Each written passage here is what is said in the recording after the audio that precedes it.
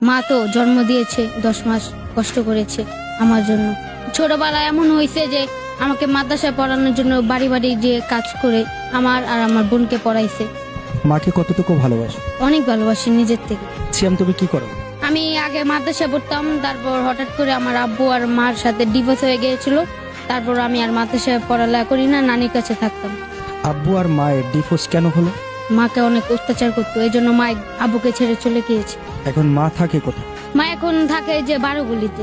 তুমি কি মায়ের সাথেই থাকো? না, আমি আব্বুর সাথে থাকি। বাবা কি বিয়ে করেছে? হ্যাঁ করেছিল, যে মহিলাকে বিয়ে করেছে তার একটা স্বামী আছে, ওই স্বামীর কাছে আবার চলে গিয়েছে। বাবাকে কি প্রশ্ন করেছো কখনো যে আমার মাকে কেন ছেড়ে দিলাম? করেছিলাম, কিন্তু কি কয় তোর মা বিদেশ করে আমাকে ছেড়ে চলে গিয়েছে, এইসব বলেছে। মাকে কতটুকু ভালোবাসো? অনেক ভালোবাসি নিজের থেকে। মা তো জন্ম দিয়েছে, 10 মাস কষ্ট করেছে আমার জন্য। মায়ের সবচেয়ে কোন ভালোবাসাটা তোমার বেশি মনে পড়ে? মা ছোটবেলা কত কিছু করতো আমার জন্য। ছোটবেলা এমন হয়েছে যে আমাকে মাদ্রাসায় পড়ানোর জন্য বাড়ি বাড়ি যে কাজ করে আমার আর আমার বোনকে পড়াইছে। পড়াশোনাটা যে করতে পারলা না কার জন্য?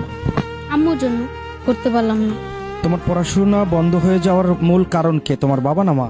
মা। ডিভোর্সটা কে দিয়েছে? মা দিয়েছে। তারপর মা কি করে না, নিজের জীবনটা শেষ করবো না, তারপর চলে গিয়েছে আব্বুকে ডিভোর্স দিয়ে। তোমার বাবার কোনো দোষ ছিল না? না, আমার বাবা গাঞ্জা খায় না, মদ খায় না, সিগারেট খায় না, রাজমিস্ত্রির কাম করে। মানে তোমার মায়ের প্রতি এখন কোনো অভিমান আছে তোমার? না, এখন নেই। আমার অনেক ইচ্ছা আছে, আমি বড় হব, অনেক কিছু করব। মা যদি আসে আমি মাকে তো ফালাই দিতে পারবো না, কারণ সে আমাকে জন্ম দিয়েছে। আর যদি জন্ম না দিতে তাহলে তো এত দূরে আসতে পারতাম না। মার জন্য কি করার ইচ্ছা? আমার একটা ইচ্ছা আছে যে বাবা মা থাকবে আমার সাথে, তাদের একটা ঘর করব, বাড়ি করব, সবাই মিলে একসাথে থাকবো।